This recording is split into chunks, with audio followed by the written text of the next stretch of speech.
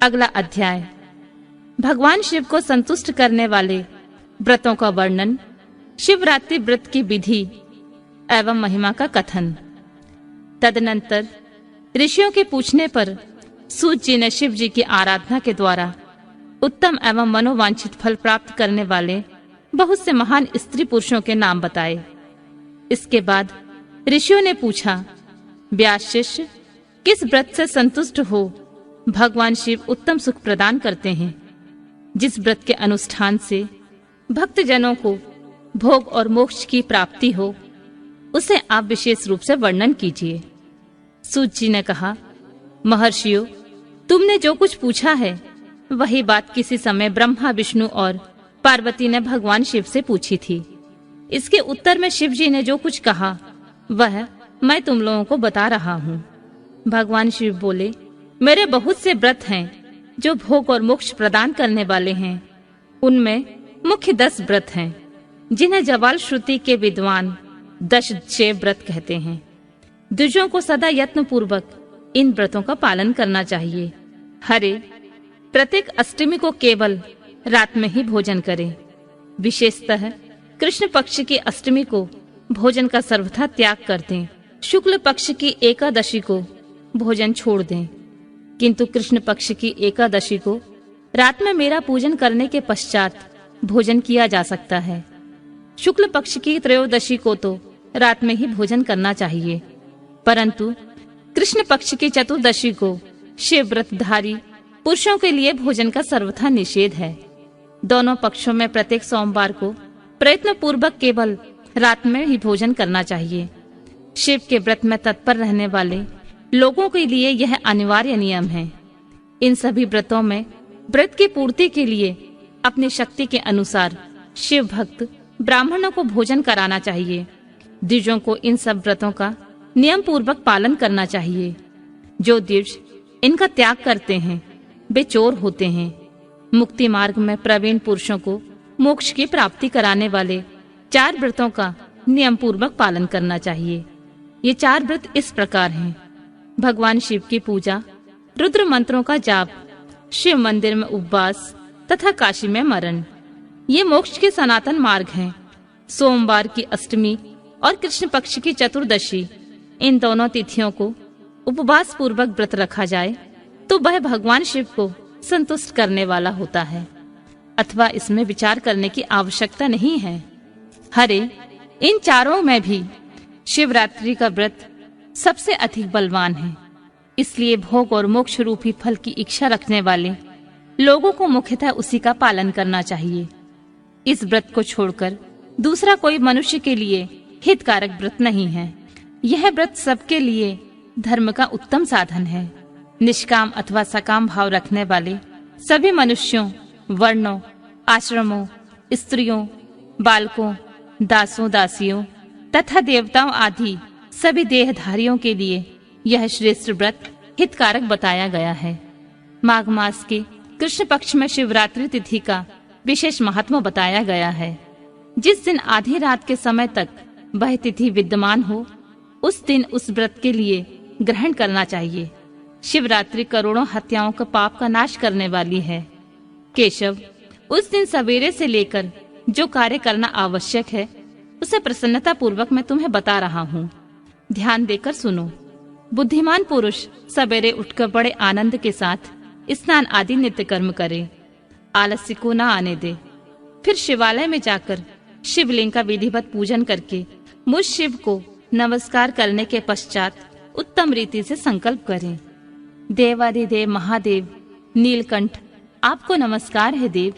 मैं आपके शिवरात्रि व्रत का अनुष्ठान करना चाहता हूँ। देवेश्वर, आपके प्रभाव से यह व्रत किए बिना किसी विघ्न बाधा को पूर्ण हो, यह काम आदि शत्रु मुझे पीड़ा न दें। ऐसा संकल्प करके पूजन सामग्री का संग्रह करें और उत्तम स्थान में जो शास्त्र प्रसिद्ध शिवलिंग हो उसके पास रात में जाकर स्वयं उत्तम विधि विधान का संपादन करें। फिर शिव के दक्षिण या पश्चिम भाग में सुंदर स्थान पर उसके निकट ही पूजा के लिए संचित सामग्री को रखें। तदनंतर श्रेष्ठ पुरुष फिर वहां स्नान करे। स्नान के बाद सुंदर वस्त्र और उपवस्त्र धारण करके 3 बार आचमन करने के पश्चात पूजन आरंभ करें।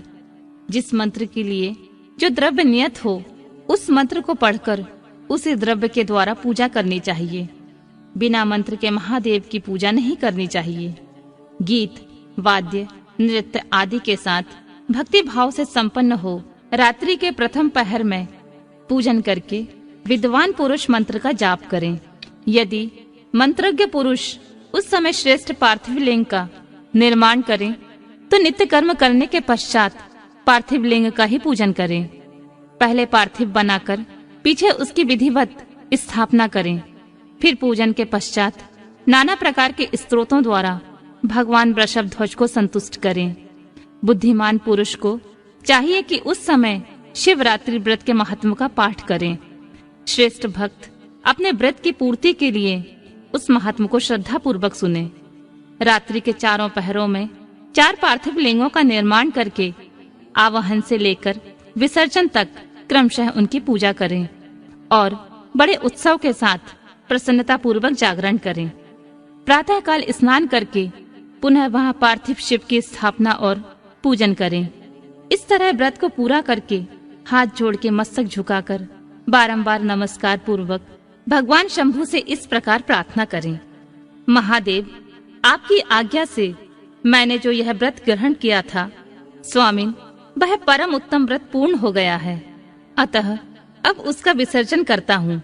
देवेश्वर सर्व यथाशक्ति किए गए इस व्रत से आप आज मुझ पर कृपा करके संतुष्ट हो। तत्पश्चात शिव को पुष्पांजलि समर्पित करके विधि पूर्वक दान दें। फिर शिव को नमस्कार करके व्रत संबंधी नियम का विसर्जन कर दें। अपनी शक्ति के अनुसार शिव भक्त ब्राह्मणों, विशेषतः सन्यासियों को भोजन कराकर पूर्णतः संतुष्ट करके स्वयं ही भोजन करें। हरे, शिवरात्रि को प्रत्येक पहर में श्रेष्ठ शिव भक्तों को जिस प्रकार विशेष पूजा करनी चाहिए मैं उसे बताता हूँ। सुनो। प्रथम पहर में पार्थिव शिवलिंग की स्थापना करके अनेक सुंदर उपचारों द्वारा उत्तम भक्ति भाव से पूजा करें। पहले गंध, पुष्प आदि 5 द्रव्यों द्वारा सदा महादेव जी की पूजा करनी चाहिए। उस द्रव्य से संबंध रखने वाले मंत्र का उच्चारण करके पृथक पृथक वह द्रव्य समर्पित करें। इस प्रकार द्रव्य समर्पण के पश्चात भगवान शिव को जलधारा अर्पित करें। विद्वान पुरुष चढ़े हुए द्रव्यों को जलधारा से ही उतारें। जलधारा के साथ साथ 108 मंत्र का जाप करके वहां निर्गुण सगुण रूप शिव का पूजन करें। गुरु से प्राप्त हुए मंत्र द्वारा भगवान शिव की पूजा करें। अन्यथा नाम मंत्र द्वारा सदा शिव का पूजन करना चाहिए। विचित्र चंदन, अखंड चावल और काले तिलों से परमात्मा शिव की पूजा करनी चाहिए। कमल और कनेर के फूल चढ़ाने चाहिए। 8 नाम मंत्रों द्वारा शंकर जी को पुष्प समर्पित करें। वे 8 नाम इस प्रकार हैं: भव, शर्व, रुद्र, पशुपति, उग्र, महान, भीम और ईशान। इनके आरंभ में श्री और अंत में चतुर्थी विभक्ति जोड़कर श्री भवाय नमः इत्यादि नाम मंत्रों द्वारा शिव का पूजन करें। पुष्प समर्पण के पश्चात धूप, दीप और नैवेद्य निवेदन करें। पहले पहर में विद्वान पुरुष नैवेद्य के लिए पकवान बनवा लें। फिर श्री फल युक्त विशेषार्घ्य देकर तांबूल समर्पित करें। तदनंतर नमस्कार और ध्यान करके गुरु के दिए हुए मंत्र का जप करें। गुरु दत्त मंत्र ना हो तो पंचाक्षर नमः शिवाय मंत्र के जप से भगवान शंकर को संतुष्ट करें। धेनु मुद्रा दिखाकर उत्तम जल से तर्पण करें। पश्चात अपनी शक्ति के अनुसार 5 ब्राह्मणों को भोजन कराने का संकल्प करें। फिर जब तक पहला प्रहर पूरा ना हो तब तक महान उत्सव करता रहे। दूसरा प्रहर आरंभ होने पर पुनः पूजन के लिए संकल्प करें, अथवा एक ही समय चारों प्रहरों के लिए संकल्प करके पहले प्रहर की भांति पूजा करता रहे। पहले पूर्वोक्त द्रव्यों से पूजन करके फिर जल धारा समर्पित करे। प्रथम प्रहर की अपेक्षा दुगने मंत्रों का जप करके शिव की पूजा करे। पूर्वोक्त तिल, जौ तथा कमल पुष्पों से शिव की अर्चना करे। विशेषतः बिल्व पत्रों से परमेश्वर शिव का पूजन करना चाहिए।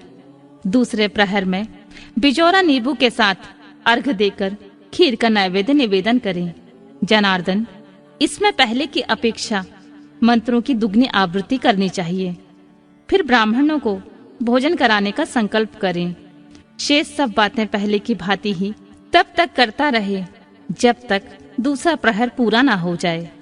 तीसरा प्रहर के आने पर पूजन तो पहले के ही समान करें, किंतु जौ के स्थान पर गेहूं का उपयोग करें और आग के फूल चढ़ाएं। उसके बाद नाना प्रकार के धूप एवं दीप देकर पुए का नैवेद्य भोग लगाएं। उसके साथ भांति भांति के शाक भी अर्पित करें। इस प्रकार पूजन करके कपूर से आरती उतारें। अनार के फल के साथ अर्घ देकर और दूसरे प्रहर की अपेक्षा दुगना मंत्र जप करें। तदनंतर दक्षिणा सहित ब्राह्मण भोजन का संकल्प करें और तीसरे प्रहर के पूरा होने तक पूर्ववत उत्सव करता रहे। चौथा प्रहर आने पर तीसरे प्रहर की पूजा का विसर्जन कर दें। पुनः आवाहन आदि करके विधिवत पूजा करें। उड़द, कंगनी, मूंग, सप्तधान्य, शंखी पुष्प तथा बिल्व पत्रों से परमेश्वर शंकर का पूजन करें। उस प्रहर में भांति भांति की मिठाइयों का नैवेद्य लगाएं अथवा उड़द के बड़े आदि बनाकर उनके द्वारा सदाशिव को संतुष्ट करें। केले के फल के साथ अथवा अन्य विविध फलों के साथ शिव को अर्घ दें। तीसरे प्रहर की अपेक्षा दूना मंत्र जप करें और यथाशक्ति ब्राह्मण भोजन का संकल्प करें। गीत, वाद्य तथा नृत्य से शिव की आराधना पूर्वक समय बिताएं। भक्तजनों को तब तक महान उत्सव करते रहना चाहिए जब तक अरुणोदय न हो जाए। अरुणोदय होने पर पुनः स्नान करके भांति भांति के पूजनोपचारों द्वारा, उपहारों द्वारा शिव की अर्चना करें। तत्पश्चात अपना अभिषेक कराएं, नाना प्रकार के दान दें और प्रहर की संख्या के अनुसार ब्राह्मणों तथा सन्यासियों को अनेक प्रकार के भोज्य पदार्थों का भोजन कराएं। फिर शंकर जी को नमस्कार करके पुष्पांजलि दें और बुद्धिमान पुरुष उत्तम स्तुति करके निम्नलिखित मंत्रों से प्रार्थना करें। सुखदायक कृपा निधान शिव, मैं आपका हूँ, मेरे प्राण आप में ही लगे हैं और मेरा चित्त सदा आपका ही चिंतन करता है। यह जानकर आप जैसा उचित समझें वैसा करें। भूतनाथ, मैंने जानकर या अनजाने में जो जप और पूजन आदि किया है उसे समझकर दया सागर होने के नाते ही आप मुझ पर प्रसन्न हो। इस उपवास व्रत से जो फल हुआ है उसी से सुखदायक भगवान शंकर मुझ पर प्रसन्न हो। महादेव, मेरे कुल में सदा आपका भजन होता रहे।